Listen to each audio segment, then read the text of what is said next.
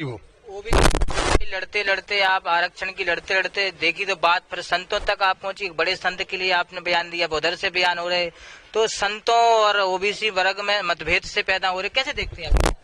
देखिए, आप चौथा स्तर को आप थोड़ा देखा करिए आप।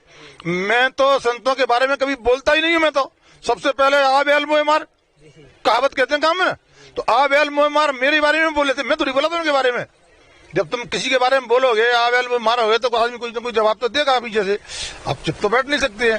तो एक छोटा सा मैंने भी थोड़ा सा जवाब दे दिया, कोई ऐसा जवाब हिंसा हो, मैंने सही जवाब दिया कि भाई ऐसा नहीं बोलना चाहिए, आप लोगों को जान से मारने की धमकी नहीं देना चाहिए, किसी को अधिकार नहीं है।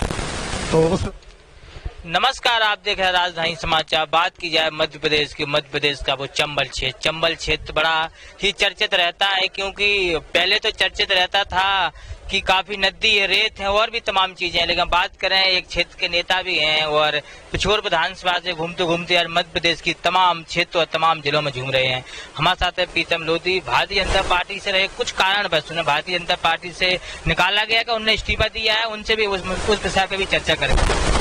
और तमाम वो मुद्दे हैं, ओबीसी आरक्षण के हैं, ओबीसी समाज के हैं, एसटी एससी के हैं, और तमाम जिस प्रकार से वो क्षेत्र और मध्य प्रदेश में दौड़ादौड़ी कर रहे हैं उन पर भी चर्चा करेंगे। ये सवाल तो यही है कि क्या बात हुई भारतीय जनता पार्टी जिस प्रकार से आपको निष्कासित किया गया, क्या रहा?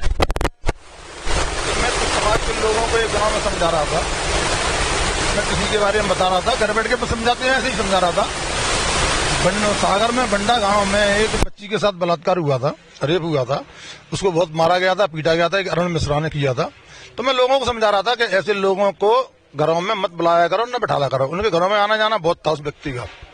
इस बात पर समझा रहा था, क्योंकि आजकल लोग पाखंडी बहुत हैं, जैसे कि राम रहीम है, जैसे कि आसाराम बापू है, जैसे कि एक मिर्ची बाबा भी है, उसके कहने पर तो लोगों को मिर्ची लगती है बहुत ज्यादा, वो भी जेल में है। ऐसे लोगों के बारे में बता रहा था। तो कुछ कांग्रेसी लोगों ने, वहां के एक विधायक हैं, उनको बैठे बाटे ही उनने उसको वीडियो को तोड़ मोड़ के काट पीट के और मसाला लगा के नहीं पेश कर दिया। उस पर पार्टी ने एक्शन ले लिया। मैंने कहा भी बहुत था, नहीं देखिए ये कांग्रेसी लोग हैं, वो तो चाहेंगे प्रीतम लोधी को इसमें से हटाया जाए ताकि उनकी एक सीट बढ़ जाए कांग्रेस की विधानसभा की, क्योंकि अब बार जमीन खिसक रही है। अब मैंने उनसे बोला भी, बताया अभी मैंने कि हमारा 3 पीढ़ियों से भारतीय जनता पार्टी में हम काम कर रहे हैं, 3 पीढ़ियां लगा दी हमने, जनसंघ और जनता पार्टी और भारतीय जनता पार्टी, खून पसीने से हमने सींचा है, इस पर आप विचार करें। तो विचार हुआ नहीं और पार्टी से निकाल दिया और केस भी लगा दिया। और कुछ लोगों ने गद्दी पर बैठ के ये कहा मसल देंगे, मार देंगे, पीस देंगे, ऐसी बातें कही, उन पर कोई केस नहीं लगाया उन पर। इसलिए मैंने फिर तुरंत डिसीजन लिया कि भैया बाबा साहेब के पास चलना चाहिए, क्योंकि बाबा साहेब ने संविधान बनाया है, कानून बनाया है। यहाँ 2 तरह का कानून हो रहा है, बड़ों के लिए कानून, बड़े भाइयों के लिए कानून अलग, छोटे भाइयों के लिए कानून अलग।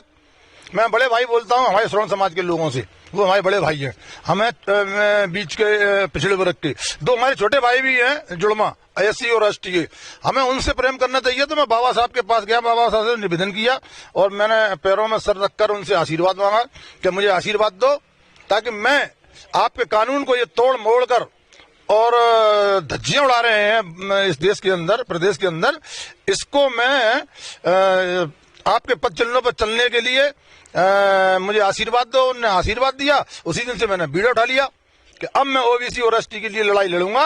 इनके लिए भी देश में कानून एक ही होना चाहिए सबके लिए, चाहे बड़ा हो, चाहे छोटा हो, चाहे पैसे वाला हो, चाहे नेता हो, चाहे रसूखदार हो, चाहे गरीब हो। ओबीसी लड़ते लड़ते आप आरक्षण की लड़ते लड़ते देखी तो बात फिर संतों तक आप पहुंची। बड़े संत के लिए आपने बयान दिया, उधर से बयान हो रहे, तो संतों और ओबीसी वर्ग में मतभेद से पैदा हो रहे, कैसे देखते हैं आप? देखिए, आप चौथा स्तर को आप थोड़ा देखा करिए आप। मैं तो संतों के बारे में कभी बोलता ही नहीं हूँ। मैं तो सबसे पहले आ बैल मोह मार कहावत कहते हैं काम में, तो आ बैल मोह मार मेरे बारे में बोले थे, मैं तो नहीं बोला था उनके बारे में। जब तुम किसी के बारे में बोलोगे आ बैल मोह मारोगे तो आदमी कोई ना कोई जवाब तो देगा पीछे से, आप चुप तो बैठ नहीं सकते हैं। तो एक छोटा सा मैंने भी थोड़ा सा जवाब दे दिया, कोई ऐसा जवाब हिंसा हो, मैंने सही जवाब दिया कि भाई ऐसा नहीं बोलना चाहिए, आप लोगों को जान से मारने की धमकी नहीं देना चाहिए, किसी को अधिकार नहीं है। तो उस पर कोई एक्शन नहीं हुआ। 2023 का विधानसभा चुनाव है, आपने देखा होगा पंचायत चुनाव, नगर निगम के चुनाव में जो ओबीसी का था वो नहीं मिला, कहीं ना कहीं जो 27% कांग्रेस पार्टी ने मिला था वो नहीं मिला। अब 2023 में विधानसभा के चुनाव में ओबीसी वर्ग और SC/ST वर्ग के लिए कैसा आरक्षण और किस प्रकार से? देखिए, हमें ओबीसी SC/ST के लिए बराबर का हक चाहिए। हम 85% हैं लेकिन हक नहीं मिल रहा हमको, 0% भी। हमको बराबर का हक चाहिए और बराबर का हक हम लेके रहेंगे।